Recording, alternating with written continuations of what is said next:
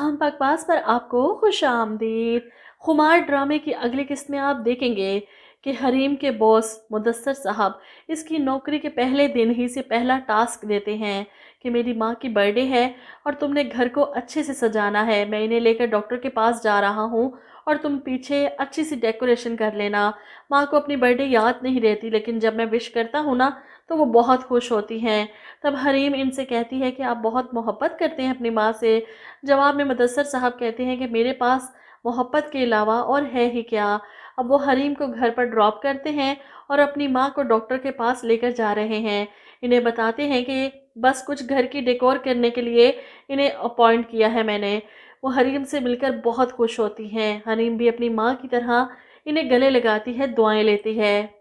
अब ये लोग तो डॉक्टर के पास चले गए। पीछे से हरीम मुलाजमों के साथ मिलकर पूरी तरह से सालगिरह की अरेंजमेंट कर रही है। ऐसे में ज़िले हुमा वापस आ जाती है और ये देखकर तो इसको आग लग जाती है कि मुदस्सर अपनी माँ के लिए इतना कुछ कर रहा है।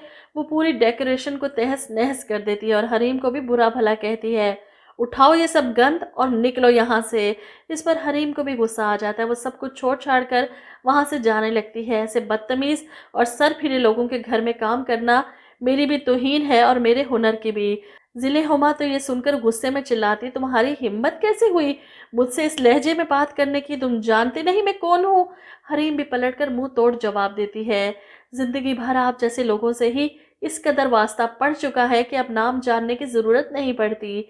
रवैये अपना तारुफ आप होते हैं और इंसानों के जिस किस्म से आप ताल्लुक़ रखती हैं ना, मैं बखूबी वाकिफ़ हूँ। वो भुगत चुकी है अपने ससुराल वालों की शौखियाँ भी, इसलिए सब कुछ छोड़ छाड़ कर अपना सामान लेकर वहाँ से चली जाती है। आखिर आप देखेंगे कि मुदस्सर साहब अपनी माँ को घर वापस लेकर आते हैं और आते ही इनकी नज़र ज़मीन पर पड़े फूलों पर पड़ती है और इन्हें अंदाज़ा होता है कि ये किसकी हरकत होगी। वो ज़िले हुमा से जाकर लड़ते हैं, तुम्हारी हिम्मत कैसे हुई हरीम के साथ ये सब करने की? अपनी माँ की सालगिरह के लिए मैंने अगर कुछ किया करवाया तो तुम होती कौन हो सब बर्बाद करने वाली। वहीं दूसरी तरफ वो खुद ही अपनी माँ को आकर विश करते हैं और बताते हैं कि आपकी बर्थडे के लिए उसे बुलाया था, लेकिन ज़िले हुमा ने तो सब बर्बाद कर दिया। जिस पर वो मुस्कुराते हुए कहती हैं, इग्नोर करो उसे, लेकिन ये बताओ कि वो लड़की कौन थी, मैरिड थी या अनमैरिड? इस वक्त मुदस्सर कहते हैं, मुझे नहीं पता, मैंने कभी पूछा नहीं। यहाँ पर वो खुश होकर कहती हैं, अगर अनमैरिड है तो फ़ौरन से इसे प्रपोज़ कर दो, मुझे तो वो लड़की बहुत पसंद आई। इनकी बात सुनकर मुदस्सर हैरान होकर मुस्कुराते हैं, क्या कह रही हैं आप अम्मी? ज़िले हुमा ने सुन लिया तो क्या कहेगी? वहीं दूसरी तरफ कहकशां बेगम के बुरे दिन शुरू हो रहे हैं।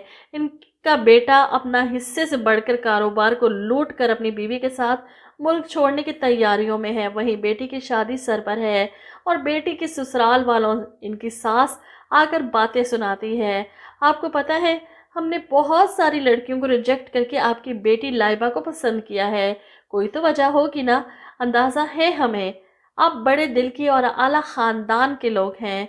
इन्होंने लगता है जहेज़ के नाम पर काफ़ी बड़ी डिमांड की होगी शादी से एक हफ्ता पहले, इसीलिए तो कहकशां बेगम के चेहरे की हवाइयाँ उड़ी हुई हैं।